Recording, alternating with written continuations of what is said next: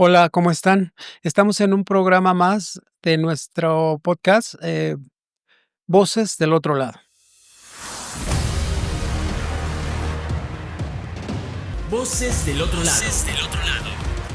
Abraza tu identidad. Y antes de presentar a nuestra invitada, les voy a presentar a Fer Salgado. ¿Cómo estás, Fer? Hola Martín, bien, un gusto estar una semana más con ustedes aquí en este programa. Y bueno, muy contento de tener a la invitada que tenemos el día de hoy. Creo que un programa muy especial, una invitada de lujo. Y bueno, recordarles a todos nuestros seguidores que, bueno, vayan a nuestras páginas de redes sociales, que nos comiencen a seguir tanto en Instagram, TikTok, en YouTube, que activen la campanita de notificaciones para que les avise cuando está el nuevo episodio de cada semana. Y bueno, que nos dejen sus comentarios para saber sus opiniones y poder ir trabajando cada vez mejor para ustedes. ¿Tú cómo te encuentras, Martín? Muy bien, pues muy contento con nuestra invitada, claro. Y bueno, pues como les decía, hoy nos acompaña la maestra Margarita Tortajada Quirós. Es una figura destacada en los estudios de la danza. En México es licenciada en Ciencias Políticas por la UNAM, tiene maestría en Educación e Investigación Artística por la IMBA y la SEP, y obtuvo el doctorado en Ciencias Sociales por la UNAM. Es miembro del Sistema Nacional de Investigadores también, así es, y desde 1988 es investigadora del CENIDI Danza, José Limón. Así que, pues, sin más, ¿cómo estás, Margarita? Muy bien, muchas gracias por la invitación. Muy contenta de estar aquí con ustedes. Muchas gracias por apoyar este proyecto. Y bueno, antes de hablar de historia o de obras, quiero conocer los indicios, tus primeros pasos. ¿Cómo te acercas a la danza? ¿Qué te llevó a interesarte por la danza? Porque, pues, tú estudiaste ciencias políticas ¿cómo te acercaste a la danza? ¿Primero o antes? No, la danza fue siempre, ¿no? Desde Sí. chiquita. Y yo ingresé a la Academia de la Danza Mexicana de Limba cuando yo tenía 10 años, Ah, guau. a cursar la carrera que en ese momento era de bailarín integral. Y después, pues ya en la facultad encontré otras cosas, pero no, nunca me alejé de la danza, ¿no? Lo que pasa es que gracias a la facultad y entendí em, que es necesario la investigación. Y entonces fue Claro. otra manera de acercarme a la danza, no nada más la práctica o la docencia o la coreografía o lo que sea, sino la reflexión sobre la práctica de la danza. Y logré como conjuntar ambas cosas, ¿no? Mi interés y mi experiencia dentro de la danza y los estudios en ciencias sociales y humanidades para entenderla. Okey. ¿Estudiaste danza contemporánea o danza clásica? Porque Ambas, ambas. Ese era el chiste del bailarín integral. Tenías que ser capaz, ¿no? Desarrollarte por lo menos en esas dos técnicas, ¿no? ¿Y cuáles fueron tus primeros encuentros ya con la danza contemporánea a nivel profesional? Pues hubo un tiempo en que yo trabajé en la entonces CENEP, y ahora es la FES Acatlán, y ahí había un taller que no era propiamente profesional, pero la propuesta que nosotros teníamos, y no nada más por la directora, que era Carmen Castro, sino de todos los que participábamos, era como la profesionalización, pero eso fue un tiempo, y luego vino el temblor del 85, Carmen murió ahí, y entonces, pues, buscar otros caminos, ¿no? Estuve un tiempo en Nueva York estudiando en diferentes compañías, y después al regresar me integré a Barro Rojo. ¿Cuáles son los hitos de la historia de la danza moderna contemporánea en México, tú consideras? Mira, en México, eso es algo que como que hay que tenerlo presente. Nosotros y nosotras decimos danza contemporánea a todo, porque lo tomamos, es un género dancístico. Sí, sí, sí. En términos generales hablamos de danza clásica, contemporánea, folclórica, española, digamos, son los grandes géneros de la danza. Entonces, dentro de danza contemporánea cabe todo, pero lo que es ese término paraguas que utilizamos en México tiene una historia. Y en México, como en el resto del mundo, podemos hablar de danza premoderna, moderna, contemporánea, danza teatro, danza posmoderna y todas las posibilidades que se han desarrollado, ¿no? Entonces, si nosotros pensamos en la danza contemporánea actual, pues su antecedente, no sé, es muy, muy amplio. Estamos hablando de más de 100 años, ¿no? De historia, wow. Todas las ideas sobre el cuerpo, sobre la danza, sobre el espectáculo y sobre la formación que se dieron dentro de la danza premoderna con las pioneras, todas mujeres, pues aquí llegaron a México, ¿no? Y por lo menos desde principios del siglo XX nosotros tenemos representantes bien importantes de esa danza premoderna, ¿no? Siempre con tintes mexicanos, ¿no? Y después la danza moderna va a arrancar. La fecha que siempre usamos es 1939, porque es la llegada de 2 maestras norteamericanas que traen esa línea y que además son las 2 escuelas que son las iniciadoras en el mundo. Una es la escuela norteamericana con Anna Sokolov y la otra es la escuela alemana con Waldin. Y a partir de ahí se empieza a conformar lo que ahora entendemos como el campo dancístico, ¿no? Las diferentes propuestas dentro de ese movimiento de danza moderna.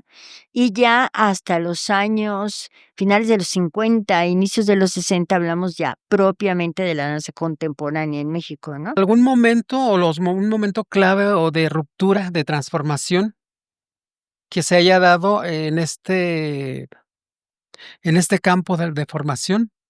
Pues se han dado rupturas en cuanto a propuestas, en cuanto a políticas culturales, en cuanto a las separaciones de los diferentes grupos. Ujú. Por ejemplo, cuando llega la danza moderna a México, hay una ruptura enorme con la Escuela Nacional de Danza, que era ahora con el nombre de Nelly Gloria Campobello, que era la única institución pública Ujú. que reconocía, ¿no? existía. a los estudios académicos de la danza con las hermanas Campobello. Y hay una ruptura enorme con la nueva escuela que está surgiendo de la danza moderna nacionalista. Y después dentro de la danza moderna nacionalista hay una ruptura inmensa entre los seguidores, unos de las Gualdinas y otras las Sokolovas, ¿no? Todo el tiempo es así. Porque ese es el chiste de los campos. El campo no es algo, ¿no? Donde nada más se acumulan saberes y tal, ¿no? Sino significa también una lucha interna para tener prestigio, para tener espacios, para tener apoyos, etcétera, ¿no?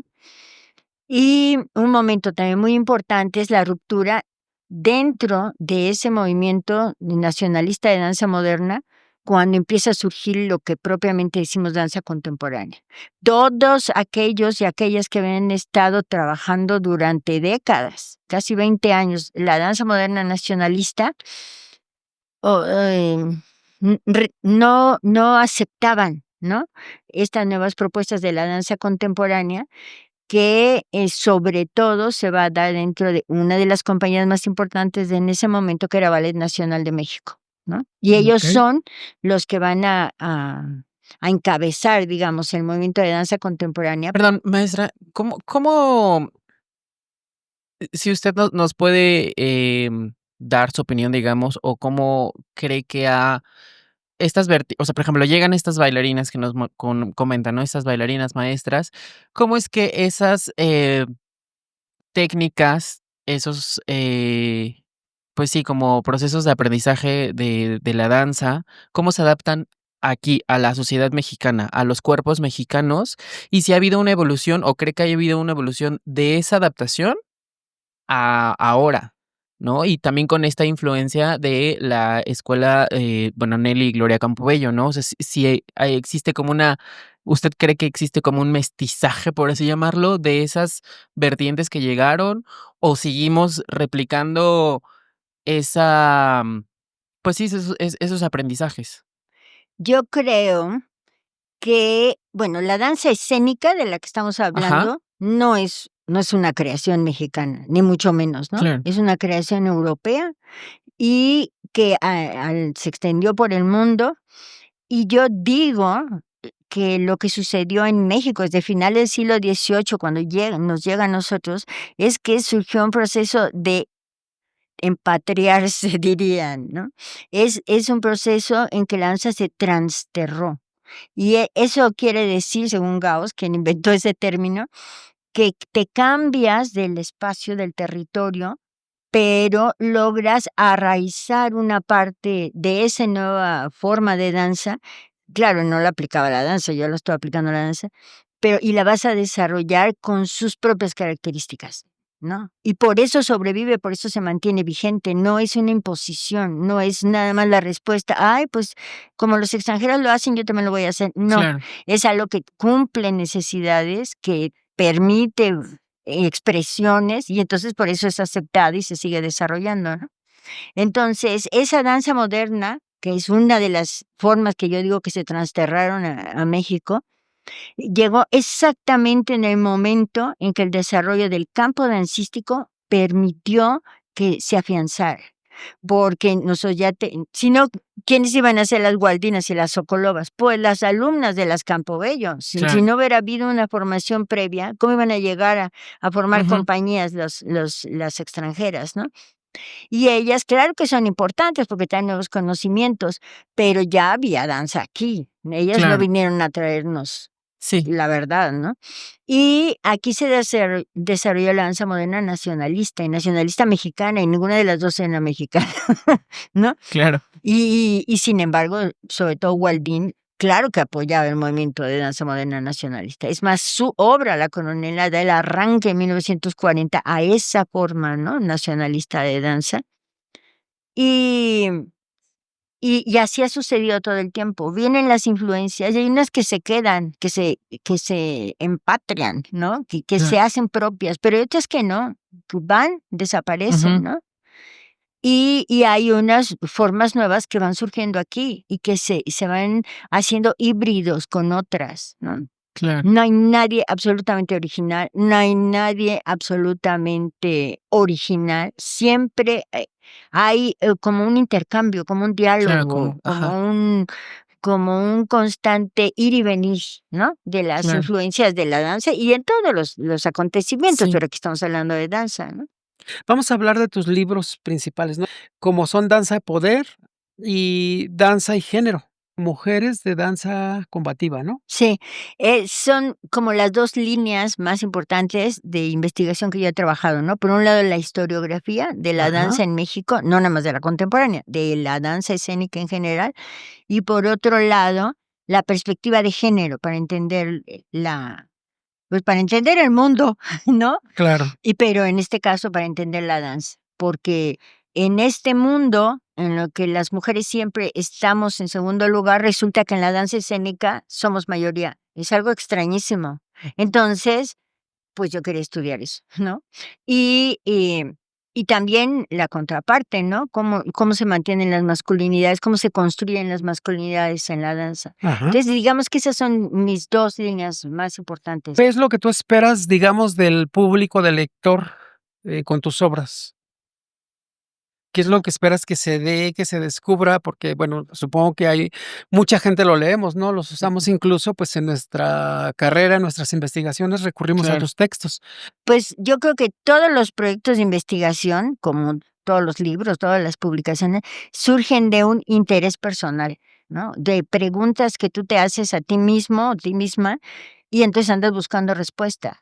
Y Claro. en la medida en que tiene eco con los demás, que sí que son preguntas que también les interesan a esas personas, ¿no?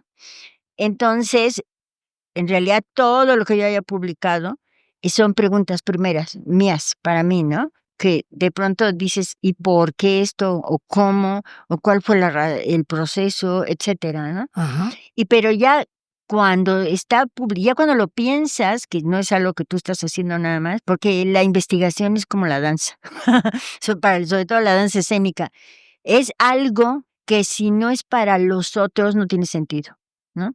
Y la danza escénica sin él, la espectadora, sin su mirada, sin su aplauso o su rechazo, pero sin su presencia, no es danza escénica, es una danza, punto, pero no es escénica. Y porque la escénica implica eso que en el mismo espacio, en el mismo lugar, se comparta, ¿no? Se claro. comparta el que danza y el que mira la danza. ¿no? Ujú.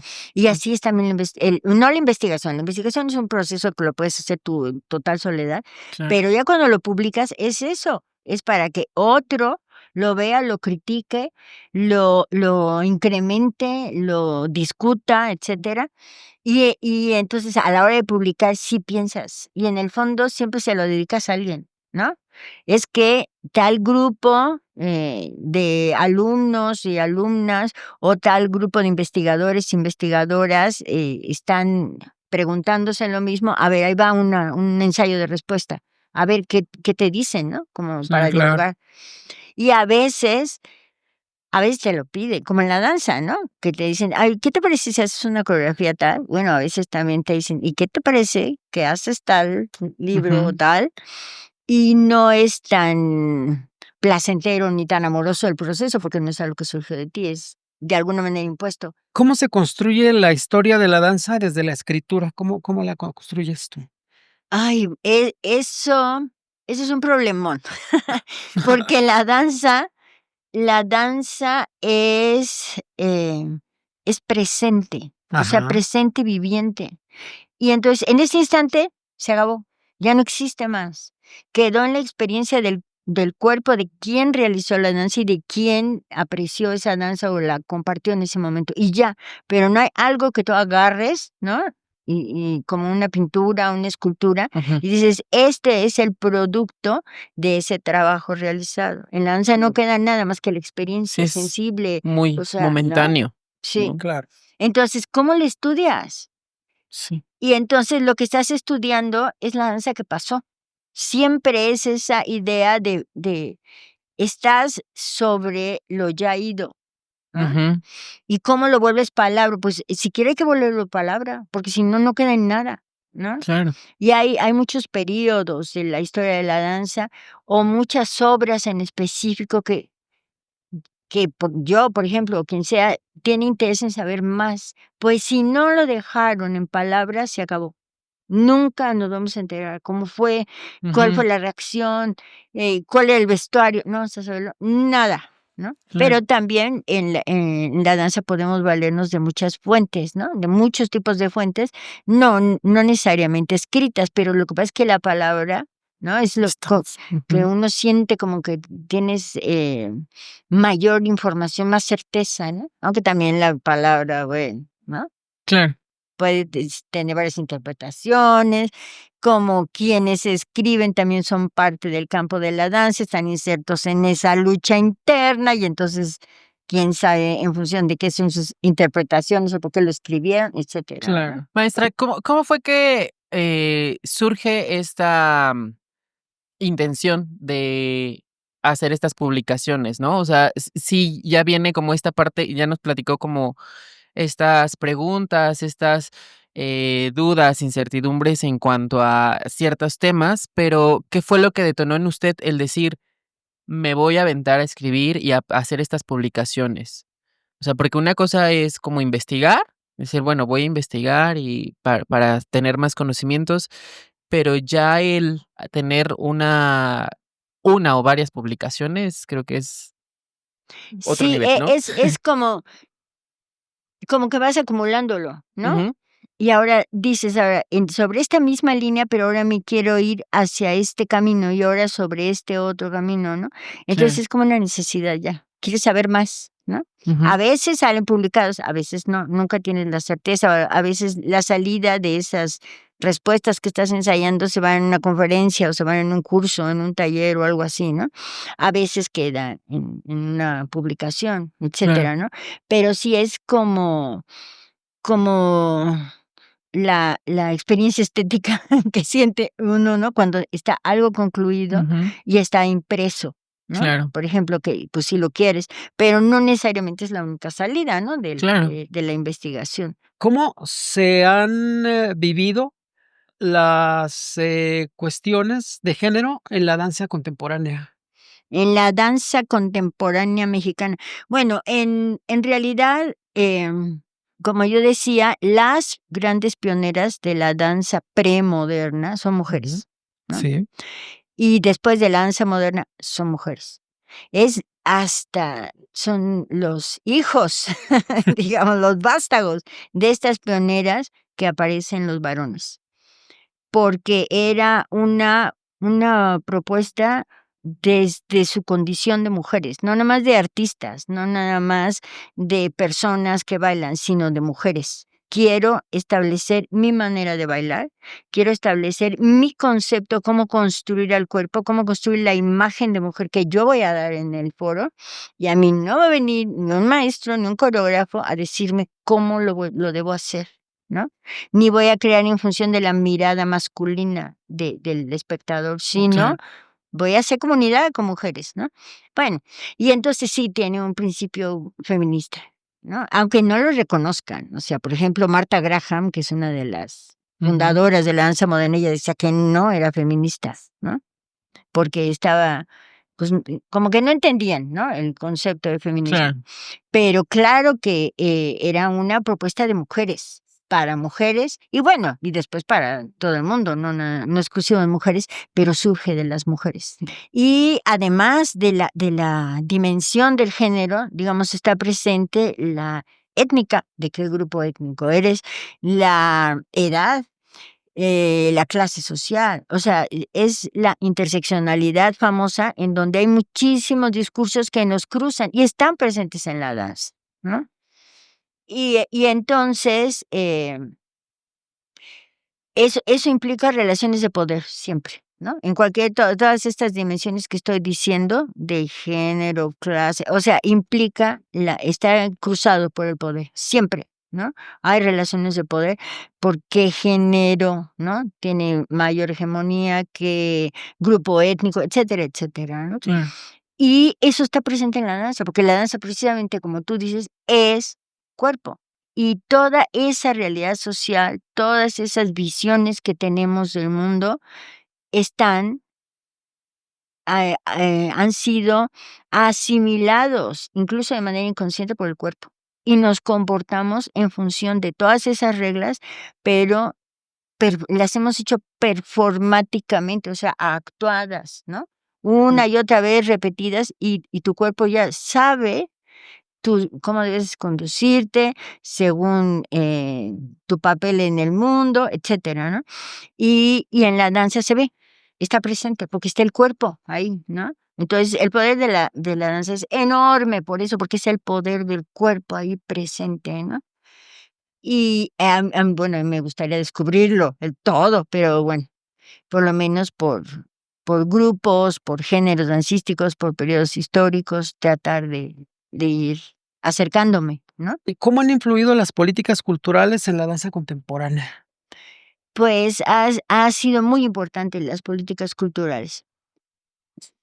No quiere decir que vas a bailar o dejar de bailar en función del programa del gobierno en turno. No, porque el campo dancístico tiene una dinámica propia. Y no va a llegar alguien que establezca tal regla y entonces va a desaparecer la danza o va a crecer la danza nada más por un apoyo, no. Pero sí, la danza escénica en general tiene una relación muy estrecha con el poder. Por eso así se llama el primer libro, Danza y Poder, ¿no? Por Ajá. un lado es el desarrollo del campo dancístico, de su propia dinámica, y otro la influencia, el impacto que ha recibido de las políticas Claro. culturales en los diferentes gobiernos. Y eso se refiere desde la educación, la creación, los apoyos. Ahora, bueno, desde finales de los años 80, este sistema de becas, que eso no existía antes, eso es algo relativamente nuevo, ¿no?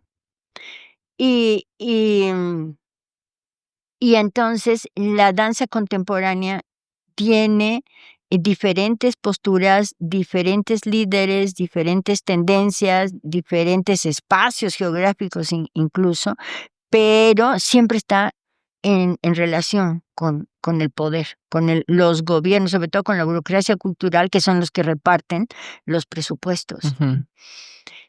Y entonces si hay mayor apoyo, pues hay más calidad, hay menos carencias por parte de los artistas y las artistas, porque la danza, la contemporánea y no contemporánea, o sea, la danza como actividad profesional es una actividad que viven la carencia. ¿Qué papel han jugado las instituciones en su desarrollo y en sus tensiones Del campo, de la pues danza contemporánea? tiene que ver con los apoyos y a quienes apoyan, ¿no? Hay, pues no vamos a decir que clases sociales dentro de cómo se consideran a los grupos, pero sí hay capitales, como dice Pierre Bourdieu, hay capitales diferentes que vas acumulando. Entonces, Ajá, no es lo mismo, no vas a tener el mismo peso dentro del campo dancístico si eres una compañía de hace 40 años, así eres un recién egresado de una escuela. Eso es claro. obvio, ¿no? Pero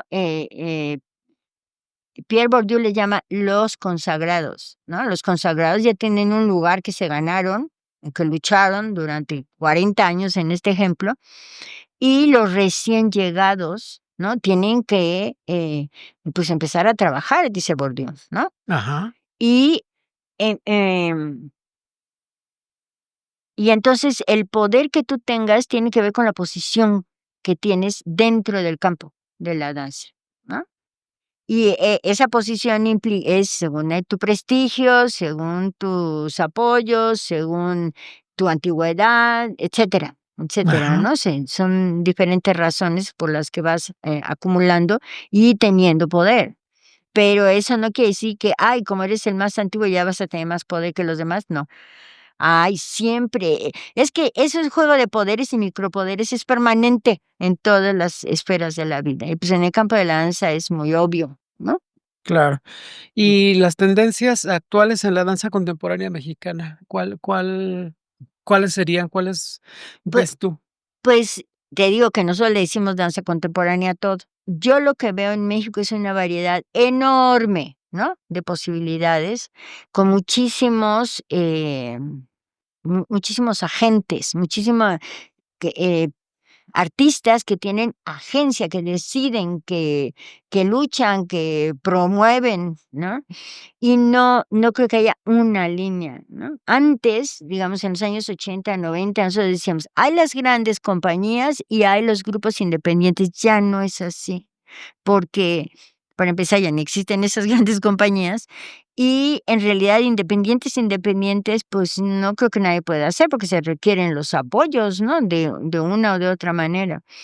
Pero yo lo que veo es la gran diversidad y el hecho que los grupos, sobre todo los que tienen más tiempo dentro del campo, los consagrados, em, han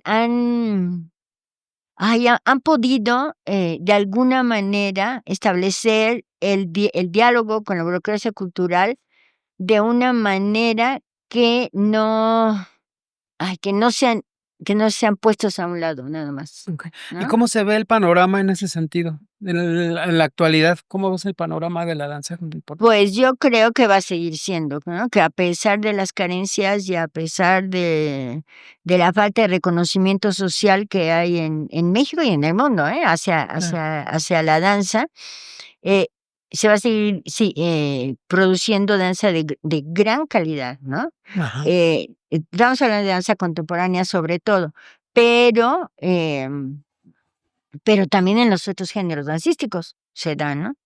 Y yo creo que que se va a seguir multiplicando. Cada vez hay más grupos, cada vez hay más jóvenes, cada vez hay más coreógrafos, cada vez viajan más, tienen más intercambios, más preparación. O sea, no se va a detener, ¿no? ¿Y qué posibilidades imaginas para el futuro?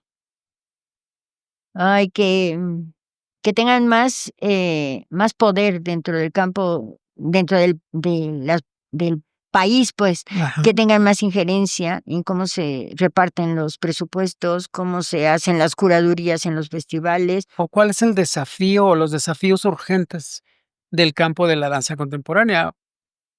Pues, de alguna manera, yo creo, ¿no? Que de alguna manera defender su lugar como como como agentes de cultura, como agentes de arte, como personas que tienen un valor social, ¿no?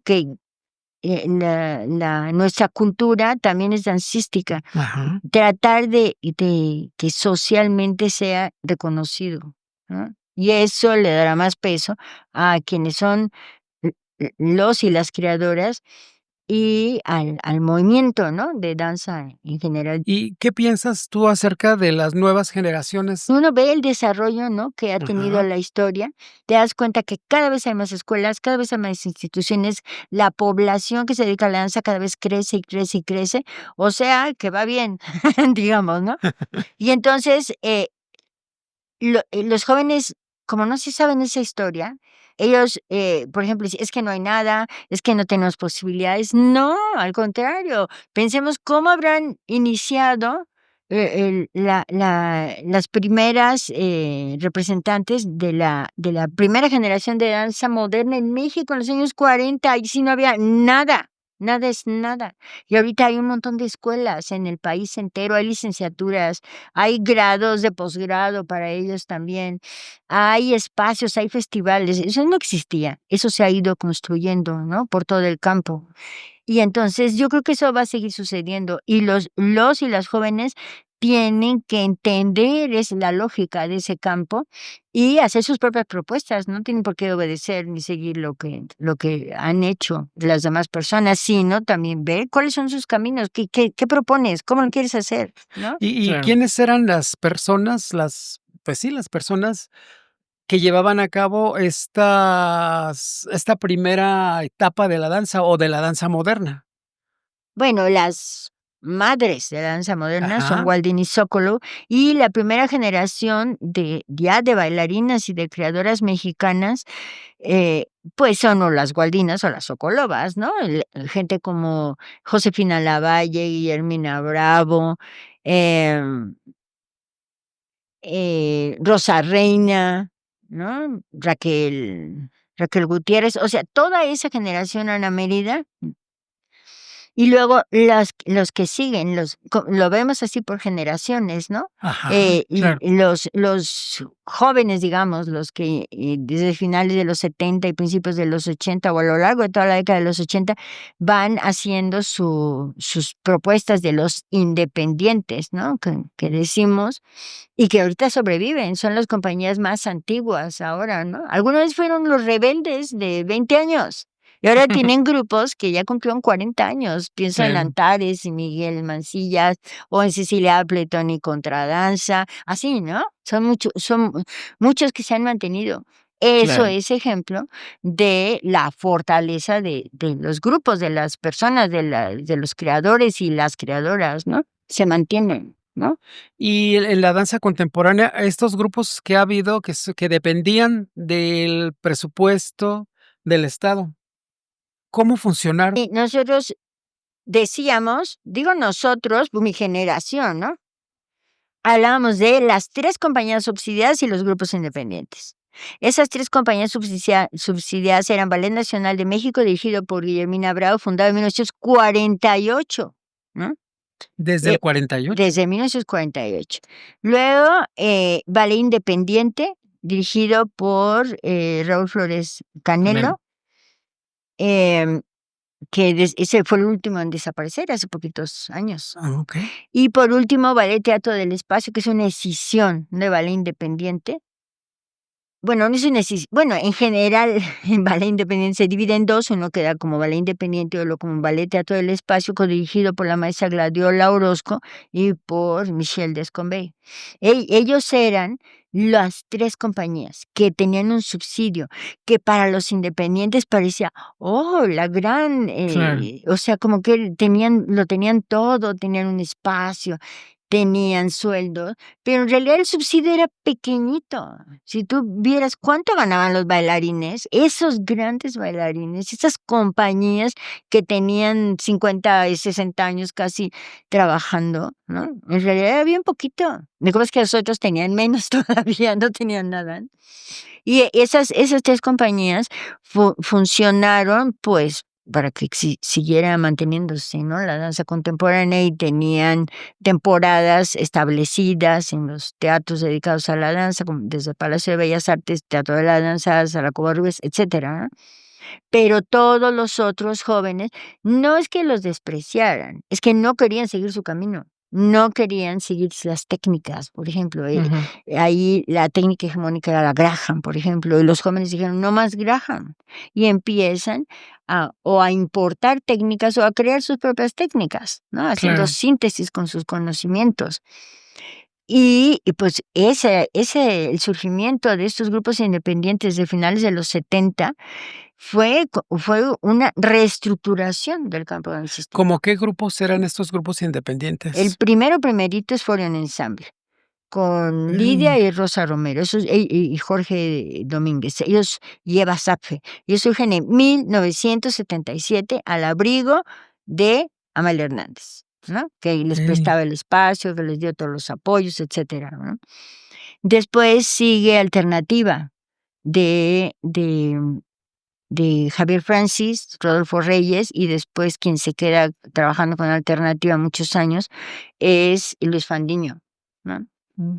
Después, un grupo que no le decimos de los independientes, pero un grupo independiente esos que es un antecedente de los independientes, que se llamaba Expansión 7. Eso surge a principios de los 70, dura nada más como 3 o 4 años, pero es el modelo que van a seguir los independientes. Lo conozcan o no, es el modelo. ¿Quién lo ¿no? dirigía? ¿Quién dirigía No, esta esa era otra novedad, no había una dirección, era Ujú. dirección colectiva. Colectiva? Guau. Valentina Castro,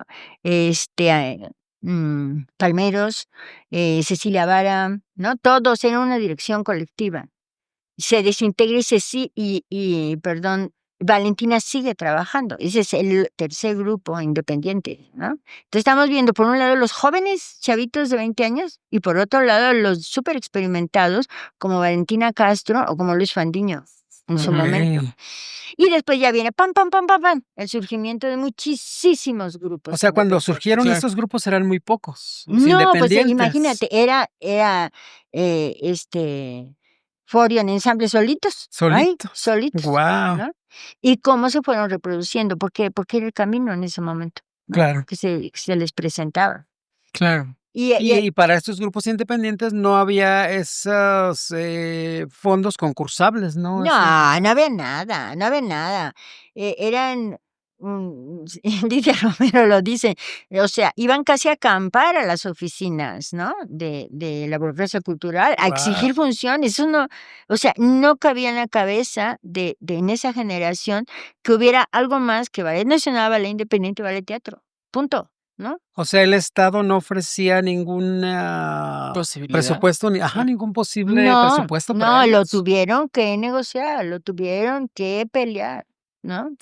Y Guau. es hasta 88 que se crea el Consejo Nacional para la Cultura y las Artes con ACULTA, después el Fondo Nacional para la Cultura y las Artes con todo este montón de becas. Claro, cuando iniciaron Claro. eran bien poquitas becas, ¿no? Bien poquitas. Sobre todo para la danza, ¿no? Me Sí, imagino. sobre todo Sí. para la danza, pero ahora vemos, hay un montón de convocatorias de que pertenecen a FONCA o como se llame FONCA ahora, Vamos ahora. y Ujú. Sistema Nacional de Creadores de Arte, ¿no? Que eso fue también un apoyo muy importante, propiamente ya a los creadores, ya no a los grupos, ¿no? Sino a los A los creadores. creadores. Y después de estos grupos que iniciaron como compañías independientes, vienen ya muchos grupos. ¿Cuáles son estos primeros grupos que se conformaron?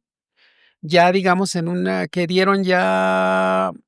obtenían los primeros apoyos, porque sí había, por ejemplo, empezaron a pagar las funciones, ¿no? Sí, sí, eso se peleó también Muchísimo. muchísimo, muchísimo, ¿y cuánto? Pues, sí, va a ser la función, no sé qué. No, después de la creación de FONCA con ACULTA, Sistema Nacional de Creadores de Arte, pues ya hay otra manera de negociar los apoyos, ¿no? Es a partir de las convocatorias que saca el gobierno y que los jurados, digamos, para dar las becas, son los propios artistas, ¿no? Que también se ha criticado eso, Claro. pero bueno, ahora eran los especialistas los que opinaban, ¿no? Y viene una transformación ya para los años 90 de esos grupos independientes. Antes esos grupos independientes era un amor absoluto a la camiseta. Y Tú realmente eran independientes, Sí, ¿no? Porque ahora no, ya pues no si no son había re nada, no había independientes. nada, pues eras absolutamente eras dependiente. Y entonces, lo que empieza a suceder es que ese amor a la camiseta y ese total fidelidad a tu grupo se rompe. Salvo grupos como Delfos o como Antares lo han mantenido, pero en general los grupos ya no son grupos a partir de los 90. Los grupos son el director que tiene o la directora que en ese momento tiene la beca y entonces llama a sus bailarines, son contratados por tiempo y obra determinado. Y Ya ya no n- son independientes, Ya porque no, realmente independiente, dependen sí, del de Ujú, la beca en presupuesto. de la turno, beca, ¿no? claro. Y, entonces sobre todo los y las bailarinas andan brincando de un grupo a De otro. grupo a otro. No es eso de que yo mi identidad es ser cuerpo mutable, yo mi identidad es ser utopía, yo mi identidad es ser dance studio, ballet dance studio. No, Claro. o sea, no, aquí ya hay un juego, ¿no? Que también eso enriquece a los, sobre todo a los y las bailarinas, porque pueden trabajar con muchos Claro. coreógrafos, pero no se consolidan las agrupaciones, ¿no? Además, ahora hay solamente hay, en la Ciudad de México, por lo menos, solamente hay 2 grupos subsidiados, ¿no? Que son, Claro. Danza, ¿cómo Danza se llama? Capital y CEPRODAC. Y CEPRODAC. Y no son compañías profesionales. Están planteadas ambos como un espacio de profesionalización. Claro. No es tu compañía, no, Claro. es por un tiempo. Hay también la compañía de danza de la UNAM. Ah, sí, también es verdad. Los 3 tienen el mismo, Las mismas características sí, en ese Ujú. sentido. son profesionalizantes. Acabaste tu periodo, adiós. No hay esa seguridad, no hay ese amor. Bueno, el amor a la camiseta lo tienes mientras estás ahí, Claro. Claro. pero eso se va a acabar. Pero bueno, antes de irnos, te voy a hacer una serie de preguntitas, ¿no? A ver Sí. qué, así digamos, de respuesta rápida, a ver qué tal. ¿Obra o coreógrafo que te marcó? Yo me acuerdo estando en la facultad, ver Zapata con taller coreográfico de la UNAM bailada por Gloria Contreras y Marco Antonio Silva. A mí Guau. me fascinó la música, ya sabes, el personaje Zapata, que era algo, y estrenaron los 50, me encantó, Sí, ¿no? un libro que todo bailarín debe leer. Sí. Vemos las Pues consecuencias. muchos, Todos los todos. libros que publica el CENI de danza. Hay que conseguirlos todos, pero uno que Lo importante digas, es que lean, dice la Ajá, si no lo sí. lees, uno Además, es gratis la descarga, la impresión, lo que quieran, ¿no? De así lo podemos todo, conseguir en línea todos los gratuito. productos del INBA se pueden bajar, de INBA Digital. Porque además ahora con las nuevas carreras de licenciatura, pues se requieren estas lecturas. Claro. Entonces sí es importante, como qué bueno que nos dices, o sea, tienen acceso gratuito a estas lecturas. Sí, sí, sí. Tenemos en general. ¿Y si consideras que las instituciones son un impulso o un freno para las compañías de nueva creación? Pues es que pueden jugar de ambos lados, ¿no? Según la negociación y la manera en que presentes el trabajo, El ¿no? trabajo, claro. Lo mejor de la danza, lo mejor que tú consideras de la danza contemporánea en la actualidad. Y esa es su resiliencia, ¿no? Claro. ¿La escena independiente o institucional? Independiente. Independiente, okey.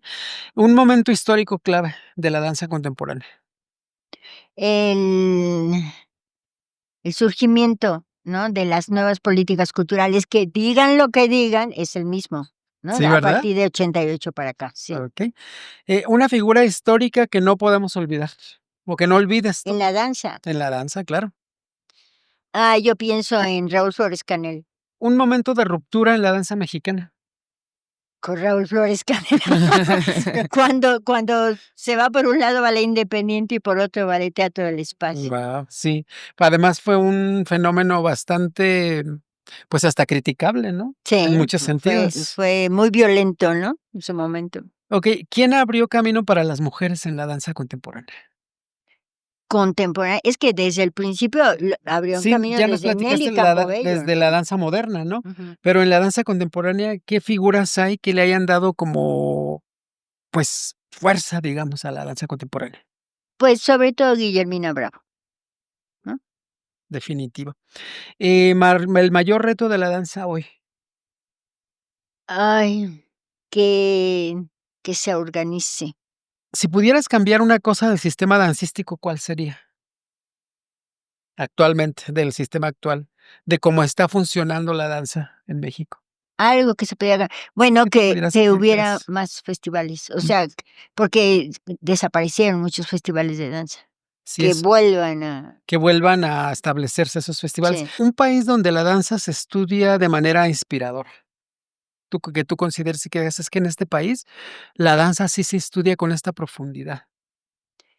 Pues acabo de ir a Brasil y lo Ay, que qué yo bien. vi es, hay un montón de posgrados, por ejemplo, y cómo ven la danza, no es para formar a los grandes virtuosos, es como tiene un concepto muy, muy amplio de lo que es la danza y cuál es su función social. Muy bien, pues con esto terminamos nuestro episodio. Fer, ¿cómo te despides?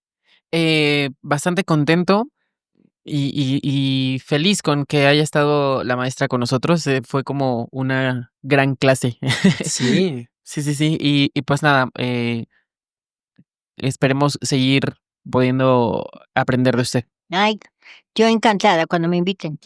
claro. ¿Y Gracias, maestra. con qué te despides, Margarita? ¿Algo que Ay, quieras que todo el decirnos? mundo tiene que bailar. No hay que estar en los teatros, no hay que ir a las escuelas profesionales de danza, hay que bailar, ¿no? Es la manera de hacer, sentir y pensar, yo digo siempre, ¿a poco no? Hacer, sentir y Y pensar. pensar integralmente. Okey, ¿tus redes sociales? Pues así, Margarita Tortajada, Face. ¿Tienes todas tienes? Ah, perfecto, pues con Margarita Tortajada. Y bueno, pues te agradezco muchísimo que hayas estado con nosotros y de verdad que sí, te vamos a invitar varias veces, yo creo, para tener Sí, una entrevista más completa, porque realmente tienes muchos conocimientos, tienes muchos libros, tienes mucha información y pues sí, me encantaría tenerte en más ocasiones por como acá. Ay, invitada claro que sí. regular cada Sí, mes, ¿no? casi, casi sí, Claro porque que sí. sí. Pues Muchas gracias. muchísimas gracias y bueno, nos despedimos, los esperamos en el próximo programa. Recuerden, seguirnos en nuestras redes sociales, dar like, suscribirse y demás, porque hay que apoyar a la danza. Cualquier manifestación que tengamos dancística hay que apoyarla porque la verdad tenemos todavía bastante que hacer por la danza contemporánea en México. Bueno, y por todos los géneros dancísticos en México. Así que muchas Así es. gracias y nos vemos en el próximo episodio.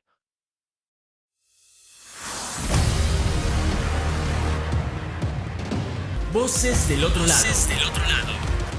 Abraza tu identidad.